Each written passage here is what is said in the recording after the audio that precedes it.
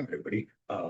Welcome to episode 2 of the Run and Shoot podcast. I am your host, Keith Fabry, Coach Keith Fabry, the wide receivers coach at Delton Kellogg High School in Delton, Michigan. I've always been a run and shoot guy. For those of you who don't know, learned the offense pretty much from June Jones and Miles Davis themselves, and I've added my own spin on it over the years. So today, I'm going to do a short video, and I'm going to talk to you about Hank, or also known as 14 and 15 in the run and shoot. I have a different name for it now that we use at Delton. I won't disclose that, but it's usually known as Hank or 14 and 15. If you go back to the old Miles Davis way of running, this originally was actually an audible route. They used it part of their audible package.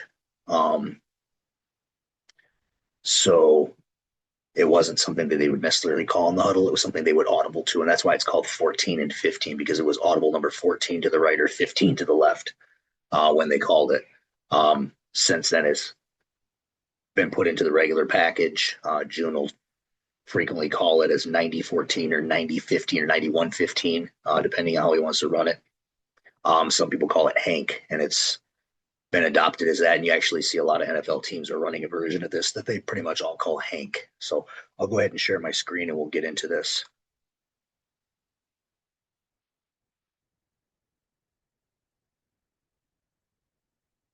All right. Get into this right here. And this is a drawn up version of Hank 14 and 15. He's got it written right here. So we're going to talk about how we do this. Basically, you can run this on either 2x2 or you can run it out of trips as well. You can run it both positions. There are rules to running it from trips, and I'll kind of disclose what those are here in a second. But the way we run this from a 2x2 is the outside guys mirror their routes. The inside guys, it looks mirrored, but it's really not. So the outside receivers in the run and shoot, the way it is a 5-step hitch right off the corner. So if you're racing to his toes like you should be, when you get to that 5 steps or 7 or 8 yards, depending on how you teach it, if he's rolled up and you've broke his cushion down, you go by him. Now, I don't do it that way at the high school level. I make it a pre-snap read. So if he's off, we're running the hitch. If he's inside of 5, we're running a takeoff on the outside to go route, or as I like to call it, a 9. You're just outside releasing, staying outside on the outside edge of the numbers, beating him over the top, giving the quarterback room to throw this ball out here. Because from here to here, you have 9 yards of sideline to work with. So we like to teach him to stay on this path here so the quarterback can throw you open to the sidelines rather than getting way out here. And now the corner can use this sideline as an extra defender. Okay. On the other side, he's doing the same thing. So in this case, if the play side is to the right, if we're running Hank to the right, or 14 for the old run and shoot guys, he would be running a hitch read. I run it off a pre-snap. So that's the way we do it. We're just looking at, is he 5 off or is he inside of 5? That's how we determine what we do there. Okay, same thing on the other side. The front side slot on this is going to have a few options, and I teach it a bit differently than the original. Okay, so I'm going to go into the way I do it. He's going to widen to the hash. Now, if we're on this hash, he's going to get to the hash and he's going to run the hash. So he's actually going to come inside. Most of the time when I run this, we're in the middle of the field, or we might be slightly to one hash or the other, but I don't like coming inside this very much. I'll probably run it to the other side, just as full disclosure, but we have him widen to the hash, and his first responsibility is to threaten the hash vertical. Okay? So he's going to widen to the hash, to the outside edge or the outside shoulder of this defender over him. Once he passes him, like the go route, he is going to throttle down and re-widen a bit. So he might get a little bit on the outside of the hash here now. And he's looking for the ball on his back shoulder. Okay. If he's uncovered, and what I call uncovered means there's a guy is inside the tackle box, he's uncovered, or he's all the way outside the hash out here where he has this area of space here where there's nobody occupied inside of an 8 yards and down window. We just have him run a 3-step little turnaround hitch. He's just going to widen it out, 3-step it, sit his ass down right there because we're going to hit him. If this guy blitzes, He three-step turnaround, hitches it right there. Just get open right now. Look for it. Okay. Um, if he rolls to the inside, you are now uncovered. Sit it down. Okay. Otherwise, if he's in front of you, you're widening him, trying to get him to come and run with you for a second. And then when you get past him, you kind of restack him a little bit here and throttle in the hole. So it could be anywhere from the hash to probably a yard or two outside the hash, depending. Okay. So and we do that to stay away from a poaching safety. Okay. And give this quarterback an easy 1-2 read off of the flat defender, because if he knows he's got an off corner and he knows he's running a hitch, he's just going to look for a clean window first here. And if the window's dirty, it's because this guy jumped it. And then he's going to come right here. If this window's clean, he just takes it. That's it. Okay. You get a half field safety, or you got a safety over the top of you now on the hash here, or over directly over you, where you've got two safeties high. Now we're going to widen it out there. We're not going to throttle. We're just going to peek it real quick to see if the ball comes in fast, like it's a pop pass, basically. And as we peek it, the ball doesn't come, turn your head. And now we're going to widen him off that hash to post him. We want to get him off the hash and get him looking at this, okay, and post him. And the quarterback is going to look at that corner and know that the corner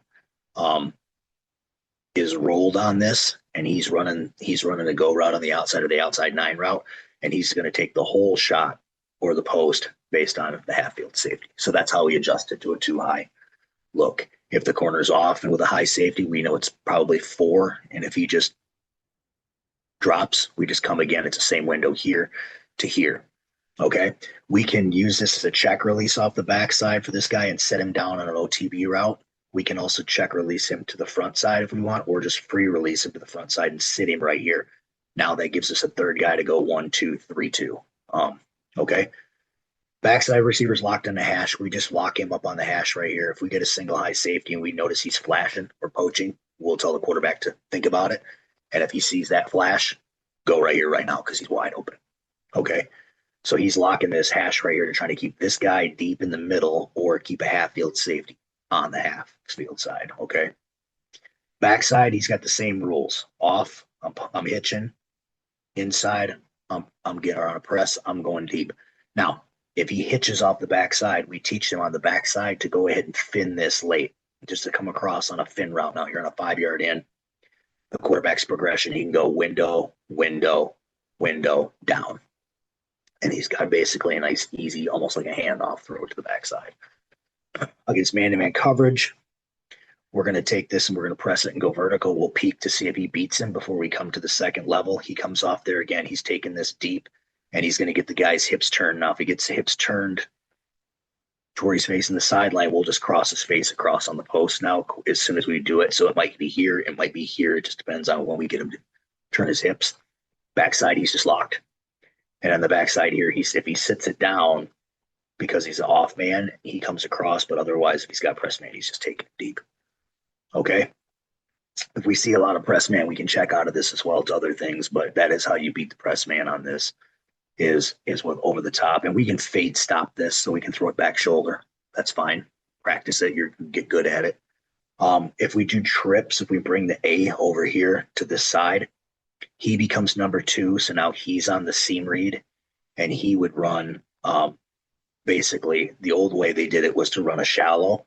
I don't have him run a shallow. I just have him sit a stick route right here on the inside now. So now we're going hitch read, seam read, and a stick from number 3.